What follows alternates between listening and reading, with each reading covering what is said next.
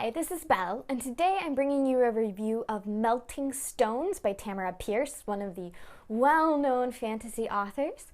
Melting Stones is part of her Circle universe, so there are two quartets, the Magic Circle and the Circle Opens, I believe, and then this one is part of a sort of loosely formed quartet called the Circle Reforged.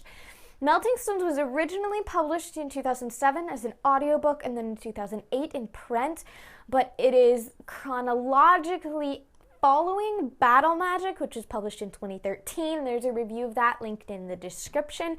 So I suggest reading them chronologically.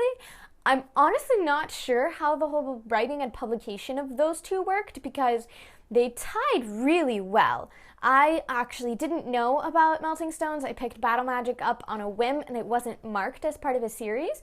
So I read that one first and then I read Melting Stones and I was a little confused on some details. The rhythm of the story, the tone of the story felt different from Battle Magic, but the details were spot on with the Battle Magic plot, which was apparently written multiple years later. So not sure how Tamara Pierce did that, but it fits together really well. So anyway, Melting Stones follows Evumeme, a teenage magician who works with stone, and she goes with Rosethorn, another magician, to an island where they've been having trouble with just plants and their land dying, and they can't figure it out. So they're going to try to find a magical solution for them.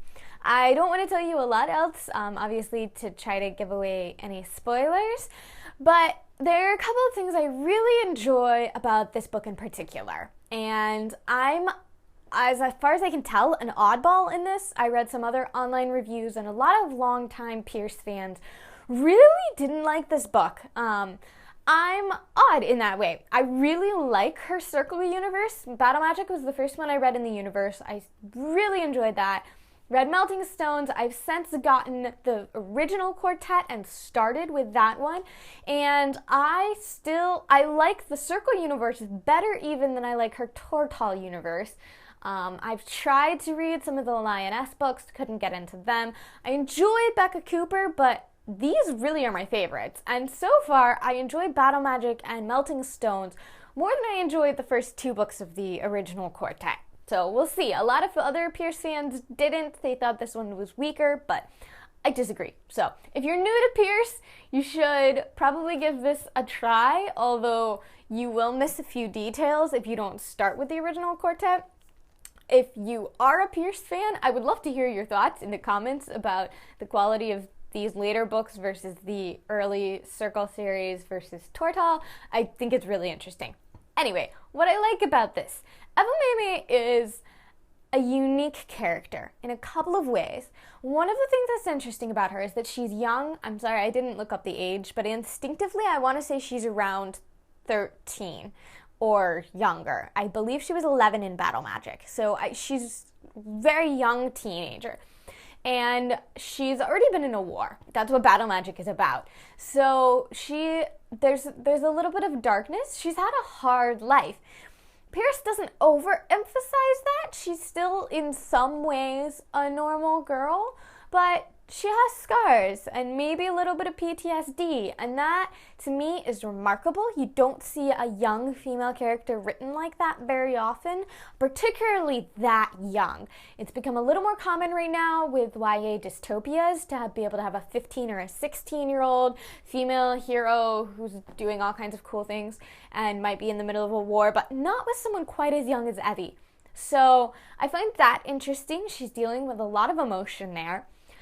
Evie has a unique magic, which is that she deals with stones, and Pierce describes a lot of magic in this book. She really delves into Evie trying to learn her magic and deepen it, and I appreciated that. It's super interesting to me to see how authors create a magical system. Every author is different.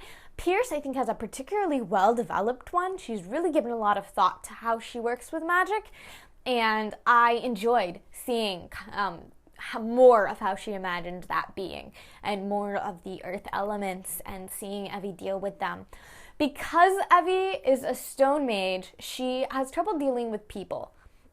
So she she has trouble valuing them the more time she spends with the stones, especially. And you see that a lot in this book. That's something I appreciate a conversation about. I've mentioned in a couple of my other videos. I am an INTJ on a Myers-Briggs scale, which means that sometimes, not all the time, but sometimes I have trouble dealing with people too. I have trouble being tactful or kind. And so I appreciated that Pierce was dealing with that issue in this book. And she deals with it thoughtfully and tactfully and gracefully. Evie grows without rejecting her personality and her skills, but she does grow. And in general, it's an exciting plot. It's not a constant action plot, but there's a lot going on. There are a lot of characters to learn and to understand. It felt like it had a good flow. And it was enjoyable. Like I said, a lot of people didn't like this one, a lot of longtime Pierce fans, but I think it's worth a try. This is a great book for a lot of ages. Like I said, there's a young protagonist. She's only like 12 or 13, I think. But this could resonate with people much, much older and probably not younger. Like you said, it's a little bit dark, so you probably don't want to have someone much younger than 12 to 14 reading this. Obviously, you know better probably about your reader, but I wouldn't recommend it for someone much younger. But for a broad range of ages, this would be a great read. It's super enjoyable. You can enjoy it and understand most of it without reading the other books in the series, but you might get a little more depth if you read the other ones. Then again, there are like 9 books that come before it, so if you don't want to invest that time, I think Pierce and this particular universe are worth it. Or like me, you may read it and then go back and find that you want to read the rest of the books. I really do recommend reading Battle Magic first. That will help you understand and appreciate Evie's character a lot more, what she's been through. So I do recommend that. Read Battle Magic, then read Melting Stones. If you're curious, maybe go back and read the rest of the series. But I strongly, strongly recommend this one. Let me know in the comments if you've read Melting Stones, if you've read other Pierce books, what you thought, and what else you guys are reading right now.